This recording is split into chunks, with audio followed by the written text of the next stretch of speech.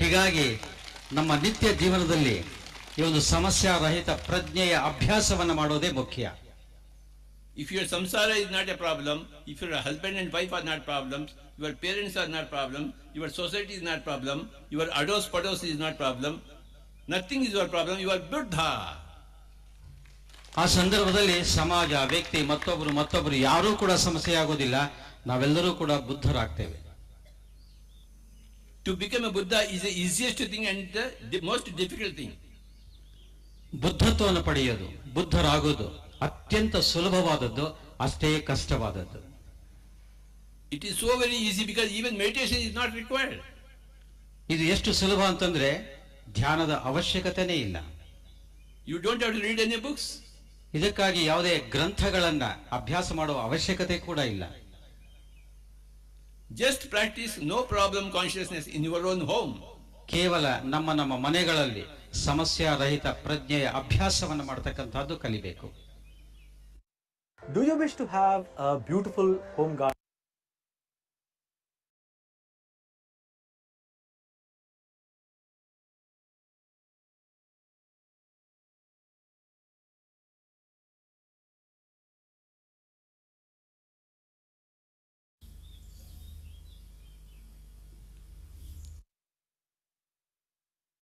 This moment ನಲ್ಲಿ ನಾವು ಬುದ್ಧರಾಗೋದು ಹೇಗೆ ಅನ್ನೋದನ್ನ ನಾವು ಕಲಿತೇವೆ. In a music college, you go to learn music.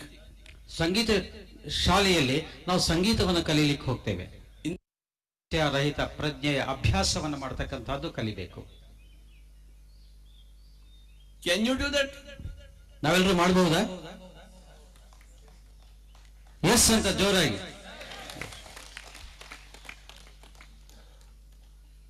In PSSM, you learn how to become a Buddha. Pyramid spiritual societies movement ನಲ್ಲಿ ನಾವು ಬುದ್ಧರಾಗೋದು ಹೇಗೆ ಅನ್ನೋದನ್ನ ನಾವು ಕಲಿತೇವೆ. In a music college, you go to learn music. ಸಂಗೀತ ಶಾಲೆಯಲ್ಲಿ ನಾವು ಸಂಗೀತವನ್ನು ಕಲೀಲಿಕ್ಕೆ ಹೋಗ್ತೇವೆ. In a gymnastic center, you go to develop your muscles. Gymnastic centre ನಲ್ಲಿ ನಾವು ನಮ್ಮ ಮಸಲ್ಸ್ ಅನ್ನ, ಬಾಡಿಯನ್ನ ಫಿಟ್ ಮಾಡ್ಕೊಳ್ಳೋದು ಹೇಗೆ ಅನ್ನೋದನ್ನ ಕಲಿತೇವೆ. In PSSM, you learn to become a Buddha. ಹೀಗಾಗಿ PSSM ನಲ್ಲಿ ನಾವು ಬುದ್ಧರಾಗೋದು ಹೇಗೆ ಅನ್ನೋದನ್ನ ಕಲಿತೇವೆ. And how do you become a Buddha? ಹಾಗಾದ್ರೆ ಬುದ್ಧ ಆಗೋದು ಹೇಗೆ? Practicing no problem consciousness. ಹೀಗಾಗಿ ದಿನನಿತ್ಯ ಜೀವನದಲ್ಲಿ ನಾವು ಸಮಸ್ಯೆ ಅಂತ ತಿಳಿದೇ No ಮಾಡತಕ್ಕಂಥದ್ದು. food, no problem. ಆಹಾರ ಇಲ್ಲ, ಸಮಸ್ಯೆ ಇಲ್ಲ. No sleep, no problem. ನಿದ್ದೆ ಇಲ್ಲ, ಸಮಸ್ಯೆಯೂ ಕೂಡ ಇಲ್ಲ. Mosquito biting, no problem. ಸೊಳ್ಳೆ ಕಡಿತಾ ಇದೆ, ಸಮಸ್ಯೆ ಇಲ್ಲ. Once what happened, Vivekananda went to Ramakrishna. ಒಂದ್ಸತಿ ವಿವೇಕಾನಂದ ಸ್ವಾಮಿಗಳು ರಾಮಕೃಷ್ಣ ಪರಮಹಂಸರ ಹತ್ರ ಹೋದರು. He took his friend along with him. ಸ್ವಾಮಿ ವಿವೇಕಾನಂದರು ಅವರ ಮಿತ್ರರನ್ನು ಕೂಡ ಒಬ್ಬನ್ನು ಕರ್ಕೊಂಡು ಹೋದರು. Vivekananda told his friend, you just wait for 20 minutes, I will go meditate and come back. Vivekananda ತಮ್ಮ ಫ್ರೆಂಡ್ ಹೇಳಿದ್ರು, ಒಂದು 20 ನಿಮಿಷ ಇಲ್ಲೇ ವೇಟ್ ಮಾಡಿ, ನಾನು ಒಳಗಡೆ ಹೋಗಿ ಧ್ಯಾನ ಮಾಡಿ ಬರ್ತೀನಿ. It was evening. ಅದು ಒಂದು ಸಂಜೆಯಾಗಿತ್ತು. So he was sitting under a tree and doing meditation. ಅವರು ಒಂದು ಮರದ ಕೆಳಗೆ ಕೂತು ಧ್ಯಾನಸ್ಥರಾದರು. After half an hour, 1 hour, 2 hours, this fellow is not getting up. ಅರ್ಧ ಗಂಟೆ, 1 ಗಂಟೆ, 2 ಗಂಟೆಗಳಾಯ್ತು, ಸ್ವಾಮಿ ವಿವೇಕಾನಂದರು ಬರಲಿಲ್ಲ ಈ ಕಡೆ. And his friend came, where is Vivekananda? ಮಿತ್ರರು ಈ ಕಡೆ ಬಂದರು, ಎಲ್ಲಿ ವಿವೇಕಾನಂದರು ಎಲ್ಲಿ ಅಂತ ಹುಡುಕ್ತಾ ಇದ್ರು. It was night. ಅದು ಒಂದು ರಾತ್ರಿ ಆಗಿತ್ತು. He saw one shape sitting under the tree. ಅವರು ಒಂದು ಮರದ ಕೆಳಗಡೆ ಒಂದು ರೀತಿಯ ಸ್ವರೂಪ, ಒಂದು ರೂಪ ಕಂಡ್ರು. He went near him. ಅವರ ಹತ್ರ ಹೋದರು. He saw Vivekananda doing meditation. ಅವರು ವಿವೇಕಾನಂದರು ಧ್ಯಾನ ಸ್ಥಿತಿಯಲ್ಲಿರೋದನ್ನ ಕಂಡ್ರು. There was a black carpet on his body. ಅವರ ಶರೀರದ ಮೇಲೆ ಒಂದು ಕಪ್ಪು ಬಟ್ಟೆ ಇತ್ತು. When he saw closely, it was not a cloth. ಹತ್ತಿರದಿಂದ ನೋಡಿದಾಗ ಅದು ಬಟ್ಟೆ ಅಲ್ಲ ಅಂತ ಅನಿಸ್ತು. There were thousands of mosquitoes on his body. ಅಲ್ಲಿ ವಿವೇಕಾನಂದರ ಶರೀರದ ಮೇಲೆ ಸಾವಿರಾರು ಸೊಳ್ಳೆಗಳು ಇತ್ತು. Looking like a black cloth. ಅದು ಒಂದು ರೀತಿಯಲ್ಲಿ ಕಪ್ಪು ಬಣ್ಣದಲ್ಲಿ ಕಾಣ್ತಾ ಇತ್ತು. No problem for him. ಹೀಗಾಗಿ ಸ್ವಾಮಿ ವಿವೇಕಾನಂದರ ಯಾವುದೇ ರೀತಿಯ ಸಮಸ್ಯೆ ಅಂತ ಅಂದ್ಕೊಳ್ಳಿಲ್ಲ. One mosquito problem for you.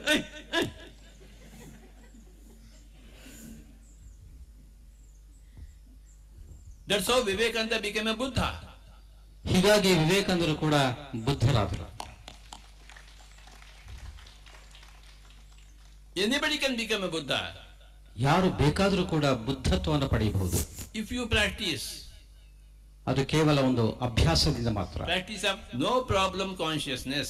ಆ ಅಭ್ಯಾಸವೇ ಪ್ರತಿನಿತ್ಯ ಪ್ರತಿ ಸಂದರ್ಭದಲ್ಲಿ ಪ್ರತಿ ವಿಷಯದ ಸಂಬಂಧದಲ್ಲಿ ಸಮಸ್ಯೆ ಇಲ್ಲ ಎನ್ನುವ ಭಾವನೆಯಲ್ಲಿ ಇರ್ತಕ್ಕಂಥದ್ದು. Somebody comes to me. ಕೆಲವರು ನಮ್ಮ ಹತ್ರ ಬರ್ತಾರೆ. Crying. ಅಳ್ತಾನೆ ಇರೋದು. I said, what happened? So Sir, my mother is dying. Can you save my mother? ಅಳ್ತಾ ಬಂದು ನನ್ನ ತಾಯಿ ಸಾಯ್ತಾ ಇದ್ದಾರೆ, ನನ್ನ ತಾಯಿಯನ್ನ ಉಳಿಸ್ಕೊಡ್ತೀರಾ ಅಂತ. You know what I say? Okay, I will pray for her early death. ಆ ಸಂದರ್ಭದಲ್ಲಿ ನಾನು ಹೇಳ್ತಾ ಇದ್ದೆ, ನಾನು ಒಂದು ಪ್ರಾರ್ಥನೆ ಮಾಡ್ತೇನೆ, ಆದಷ್ಟು ಬೇಗ ನಿಮ್ಮ ತಾಯಿ ಮರಣವನ್ನು ಹೊಂದಲಿ ಅಂತ ಹೇಳಿ. Some people come, Swami, I want baby. There is no baby. 12 years, 30 years, 14 years, no baby. What to do? ಕೆಲವರು ಮಗು ಬೇಕು ಅಂತ 12 ವರ್ಷ 15 ವರ್ಷ ಆಗಿದೆ ಬೇಕು ಅಂತ ಬರ್ತಾರೆ. Arey, go to some anadha ashrama and get a baby. So ಅನಾಥಾಶ್ರಮಕ್ಕೆ ಹೋಗಿ ಒಂದು ಮಗುವನ್ನ ಪಡೆಯಿರಿ ಅಂತ ಹೇಳ್ತೇನೆ. You want a baby, you get a baby. So ಮಗು ಬೇಕಾ, ಅಲ್ಲಿಂದ ಪಡೆಯಿರಿ ಅನಾಥಾಶ್ರಮ. No, my own baby. ಸ್ವಂತ ಮಗು ಬೇಕು ಅಂತ Problem. ಅಲ್ಲಿ ಸಮಸ್ಯೆ ಇದೆ. Not a Buddha. ಅಲ್ಲಿಗೆ ಬುದ್ಧತ್ವವನ್ನು ಪಡೆಯತಕ್ಕಂಥದ್ದಲ್ಲ. Any baby is a baby. ಮಗು ಯಾವುದೇ ಆಗಲಿ ಅದು ಮಗುನೇ. Your own baby is your baby. Stupid people. ಸ್ವಂತ ಮಗು ಮಾತ್ರ ಮಗು ಅಂತಾನ?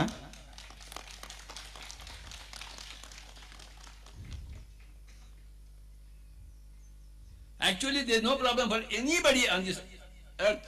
ಹೀಗಾಗಿ ಇಡೀ ಭೂಮಂಡಲದಲ್ಲಿ ಯಾರಿಗೂ ಯಾವುದೇ ರೀತಿಯ ಸಮಸ್ಯೆ ಇಲ್ಲ. They are thinking that it is a problem. There is no. It's not the truth.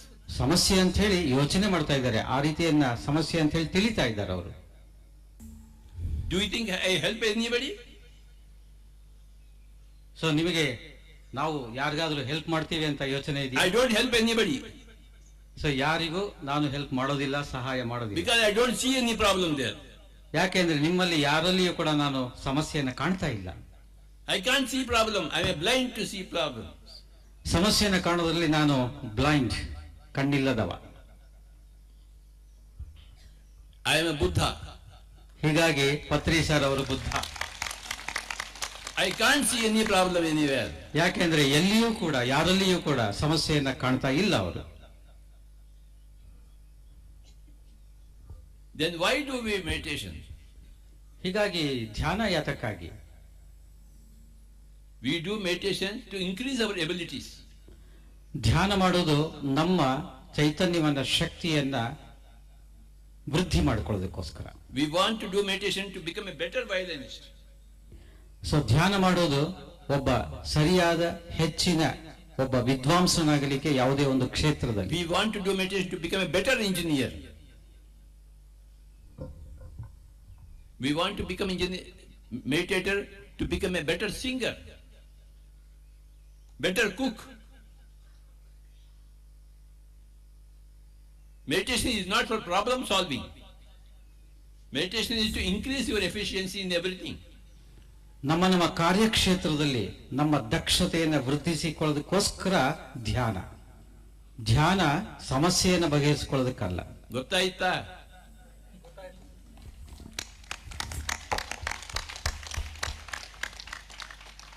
We are not doing meditation to become a Buddha.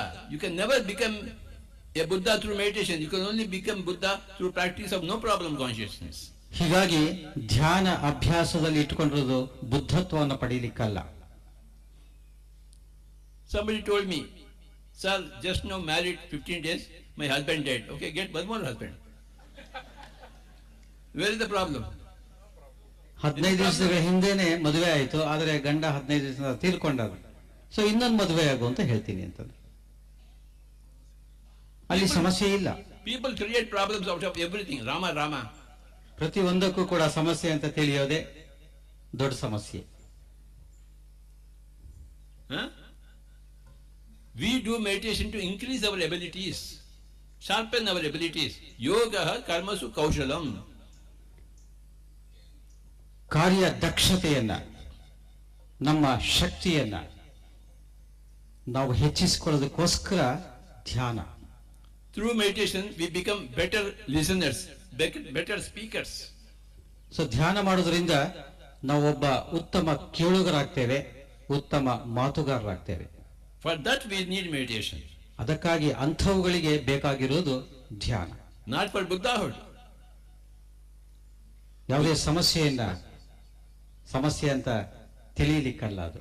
If you want to become a Buddha, practice no problem consciousness.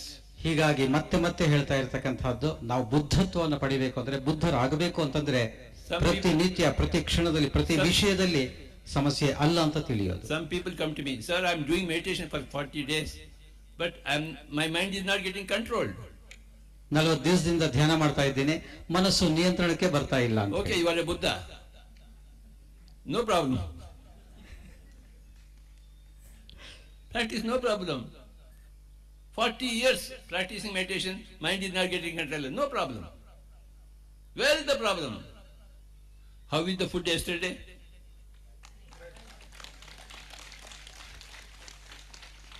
Any problem with the food? No problem. Thank you very much.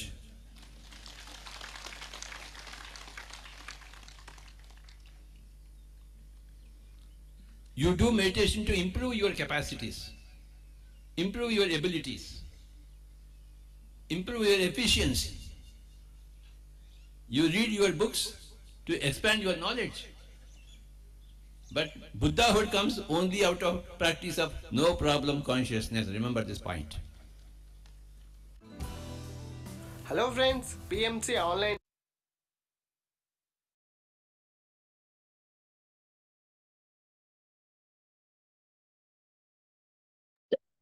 Thank you friends. మరి ఒకసారి తెలుగులో చెప్పుకుందాము. So నిన్నటి నుంచి continue చేద్దాం. ఈ no problem consciousness అన్నది ఎంతో సులభమైంది, మరి అంతే కష్టమైంది. ఎందుకు సులభమైందంటే ధ్యానం చేసే అవసరం లేదు, ఏ పుస్తకాలు చదివే అవసరం లేదు.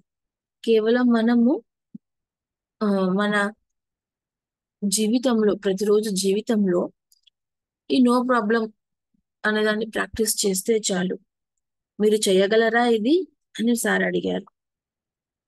సో PSSM లో మనకేం నేర్పిస్తారు అంటే, బుద్ధుడు ఎలా అవ్వాలి అనేది నేర్పిస్తారు.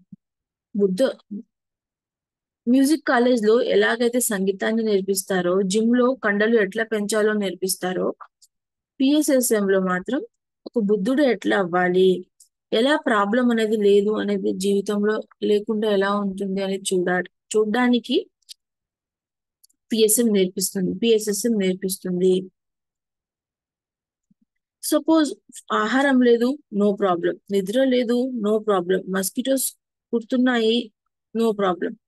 ఒక వివేకానంద ఎగ్జాంపుల్ చెప్పారు. ఒకసారి వివేకానంద తన ఫ్రెండ్ తో రామకృష్ణ పరమహంసని కలవడానికి వెళ్ళినప్పుడు, అప్పుడు వివేకానందుడు ఏం చెప్తాడంటే, ఒక 20 నిమిషాలు కూర్చో, నేను ధ్యానం చేసుకొస్తాను అని ఒక చోటుకి వెళ్తారు. చాలాసేపు అయింది, 1 గంట అయింది, 2 గంటలు అయింది, ఇంకా వివేకానంద రాలేదు అని అతను చీకటి పడి ఉంటుంది, వెతకడానికి వెళ్తే అక్కడ చీకట్లో ఒక ఆకారం చెట్టు కింద కనిపిస్తుంది. దగ్గరికి వెళ్ళి చూస్తే అతనిపై ఒక నల్ల బట్ట ఉన్నట్టు, ఒక నల్ల కార్పెట్ ఉన్నట్టు కనిపిస్తుంది. తీరా చూస్తే అది నల్ల కార్పెట్ కాదు, ఒంటి నిండా దోమలు ఉంటాయి. అతనికి ఒంటి నిండా దోమలున్నా ఏం ప్రాబ్లం కనిపించలేదు. కానీ మనకు ఒక దోమ కుడితే మనకు అది ప్రాబ్లం అని చెప్తాము అని సార్ చెప్పారు.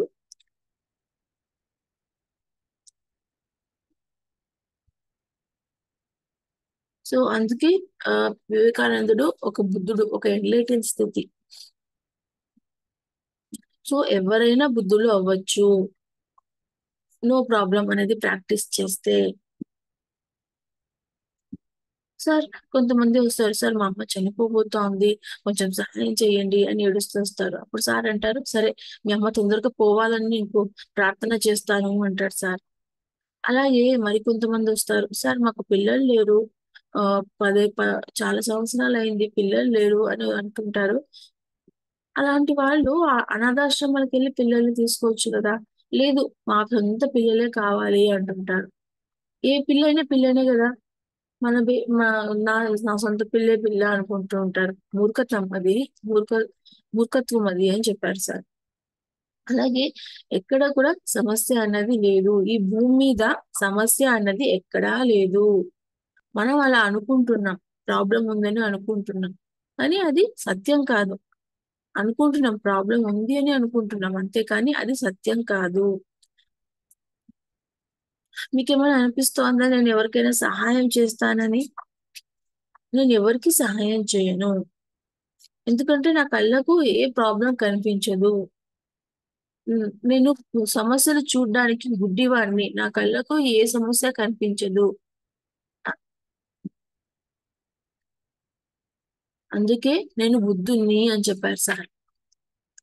సో బుద్ధుడు అంటే ఎవరు అంటే ఎవరి కళ్ళకైతే ఏ సమస్య కనిపించదో వాళ్ళే బుద్ధుళ్ళు. సో సార్ కళ్ళకు ఏ సమస్య కనిపించదు అని సార్ చెప్పారు. సో నాకు ఎక్కడ సమస్య అనేది కనిపించదు. సో మరి మన ధ్యానం ఏం అవసరం? బుద్ధుడు అవ్వాలంటే ఎక్కడ సమస్య చూడకుండా ఉండడం చాలు. నో ప్రాబ్లం అనేది ప్రాక్టీస్ చేస్తే చాలు అని చెప్పారు. మరి ధ్యానం ప్రాముఖ్యత ఏంటి అని అంటే సార్ ఏమంటున్నారు?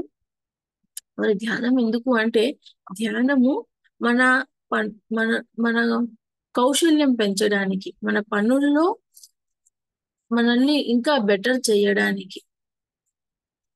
సో ధ్యానం చేస్తే మనం ఇంకా చక్కగా సంగీతాన్ని వాయిస్తాం. ధ్యానం చేస్తే మనము ఇంకా మంచి ఇంజనీర్ అవుతాం. ధ్యానం చేస్తే మనం ఇంకా మంచిగా వంట చేస్తాం. సో ధ్యానం చేయడానికి ధ్యానం వల్ల మన సమస్యకు పరిష్కారం దొరకదు. ధ్యానము మన మన శక్తుల్ని పెంచడానికి మనకు ఉపయోగపడుతుంది. మన పనుల్లో నేర్పరితనం పెంచడానికి మనకు ధ్యానం ఉపయోగపడుతుంది. అర్థమైందా అని సార్ అంటున్నారు.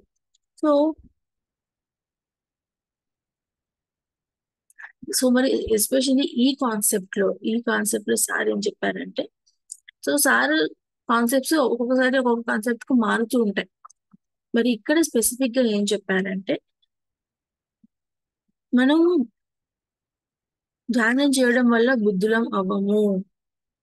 ఎప్పుడైతే నిజ జీవితంలో సమస్య అన్నదే లేదు అన్నది చూస్తామో అప్పుడే మనం బుద్ధులం అవుతాం. అలాగే ఒక అమ్మాయి వస్తుంది, సార్ 15 రోజుల క్రితమే పెళ్ళయింది, మా ఆయన చనిపోయారు అంటే సార్ ఏం చెప్తారంటే, సరే ఇంకొక పెళ్లి చేసుకో అని చెప్తారు. సో మనము ప్రతి దాంట్లో ఒక సమస్యని చూడడము అలవాటైపోయింది మనకు. ప్రతి దాంట్లో సమస్యను సృష్టించేస్తున్నాం. సో మనము ధ్యానం ఎందుకు చేయాలి అంటే మనలో నైపుణ్యం పెరగడానికి.